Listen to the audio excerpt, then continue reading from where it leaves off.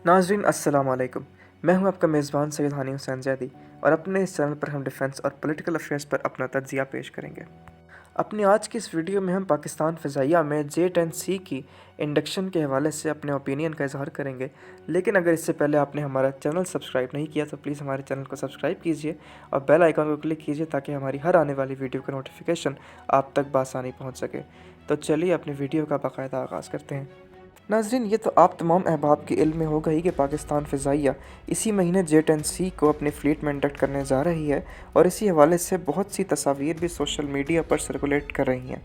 अगरचे इस टॉपिक के हवाले से बाकी चैनल्स पर बहुत सी वीडियोस मौजूद हैं, लेकिन इस वीडियो में हम पाकिस्तान और हिंदुस्तान में J-10C के इंडक्शन को लेके होने वाली चहमा गोहियों पर गुफ्तगू करेंगे। तो नाज़रीन, पाकिस्तान में कुछ दोस्तों का ख्याल है कि पाक फ़िज़ाइया को JF-17 ब्लॉक 3 और F-16 ब्लॉक 52+ के होते हुए J-10C की इंडक्शन की कोई ज़रूरत नहीं है और उनके मुताबिक पाक फ़िज़ाइया को सिर्फ़ और सिर्फ JF-17 की ही फ़र्दर डेवलपमेंट और प्रोजेक्ट अज़म की फ़र्दर डेवलपमेंट पर ही फोकस करना चाहिए। लेकिन दोस्तों, गुज़रते वक्त के साथ जिस तरह हमारा एडवर्सरी हिंदुस्तान अपने एयर डिफेंस और एयर पावर को S-400 एयर डिफेंस सिस्टम और राफेल एयरक्राफ्ट के अलावा मज़ीद Su-30 MKIs और दूसरे वेपन सिस्टम्स के इंडक्शन के साथ मुस्तहकम कर रहा है, तो ज़रूरी है कि बर्र-ए-सग़ीर के रीजन में यानी इंडियन सब कॉन्टिनेंट के रीजन में बैलेंस ऑफ पावर को बरकरार रखने के लिए पाकिस्तान फ़िज़ाइया भी उसके जवाब में नए सिस्टम्स को इंडक्ट करे।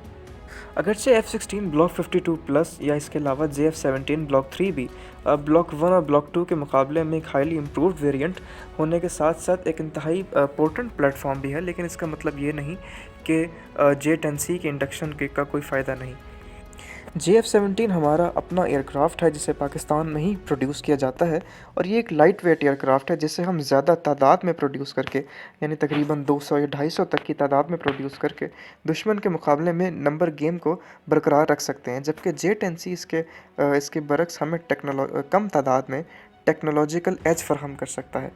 अगरचे JF-17 ब्लॉक 3 और J-10C दोनों ही AESA रडार से इक्विप्ड होंगे, लेकिन यकीनी तौर पर J-10C JF-17 ब्लॉक 3 के KLJ-7A AESA रडार के मुकाबले में ज़्यादा पावरफुल रडार से इक्विप्ड होगा, जो ज़्यादा दूर तक जिसकी ट्रैकिंग रेंज होगी, जो ज़्यादा दूर तक अपने टारगेट्स को एंगेज कर सकेगा, क्योंकि J-10C में एक ज़्यादा पावरफुल इंजन मौजूद है। जो अभी तक की आने वाली इत्तलात के मुताबिक J-10C यानी पाकिस्तान एयरफोर्स के J-10C तैयारों को चाइनीज़ WS-10B इंजन से पावर किया गया है।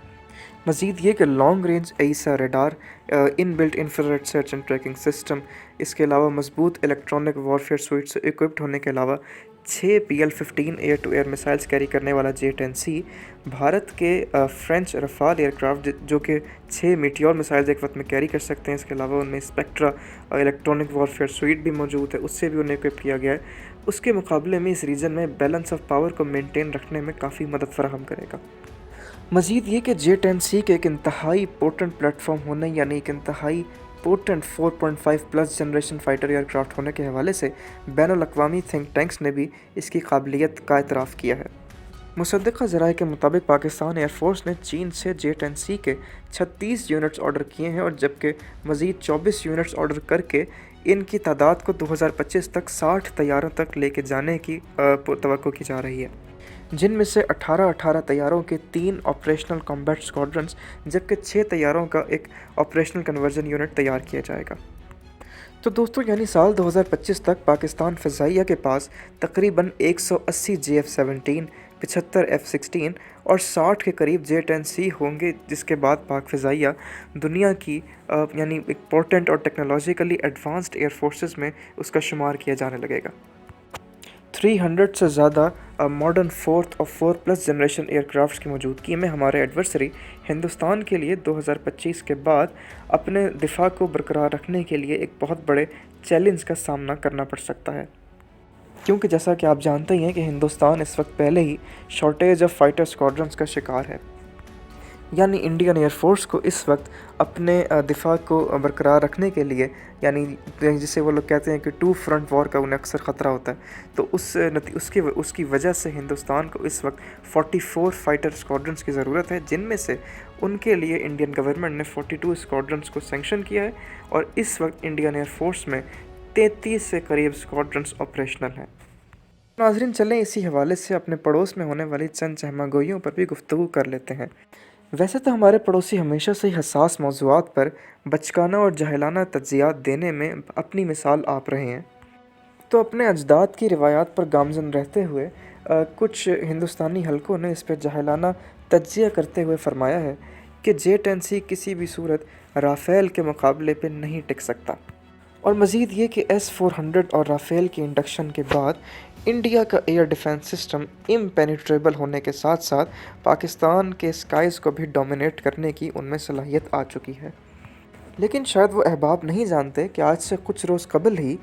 शाम में एक वाक़या पेश आया है जिसमें इसराइली एयर फ़ोर्स ने शाम के इलाकों पर बम्बार्डमेंट की, अटैक्स किए, मिसाइल अटैक्स किए, लेकिन उसके बावजूद भी S-400 उनका कुछ नहीं बिगाड़ सका। यानी कि रडार इवेडिंग टेक्निक्स के ज़रिए रडार इवेडिंग टैक्टिक्स के ज़रिए इसराइली एयर फ़ोर्स ने S-400 को इवेट कर दिया।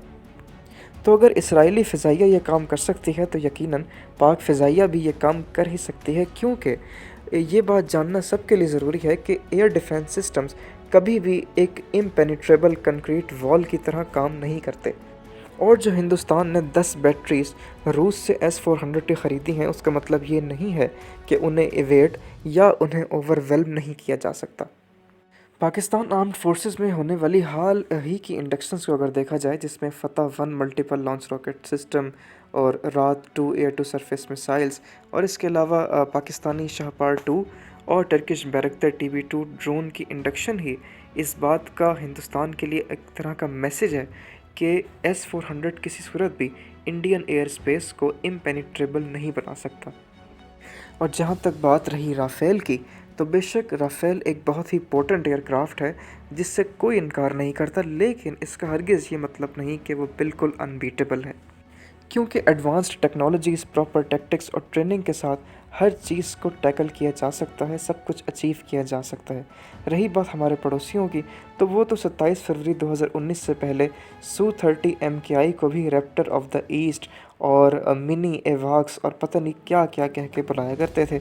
लेकिन 27 फरवरी 2019 को होने वाली तारीख़ी ज़लालत के बाद सारी दुनिया ने देख लिया कि रैप्टर ऑफ द ईस्ट का F-16 के हाथों क्या हाल हुआ। तो दोस्तों, ये थी हमारी आज की वीडियो। उम्मीद करते हैं कि आपको पसंद आई होगी। पसंद आई है तो लाइक करें, चैनल को सब्सक्राइब करें और बेल आइकॉन को ज़रूर क्लिक करें ताकि हमारी हर आने वाली वीडियो का नोटिफिकेशन आप तक बआसानी पहुंच जाए। और इसके अलावा J-10C के इंडक्शन के हवाले से अपनी राय का इज़हार ज़रूर करें कमेंट सेक्शन में। मिलते हैं आपसे अपनी अगली वीडियो में, तब तक के लिए अपना ख्याल रखिएगा। अल्लाह हाफ़िज़।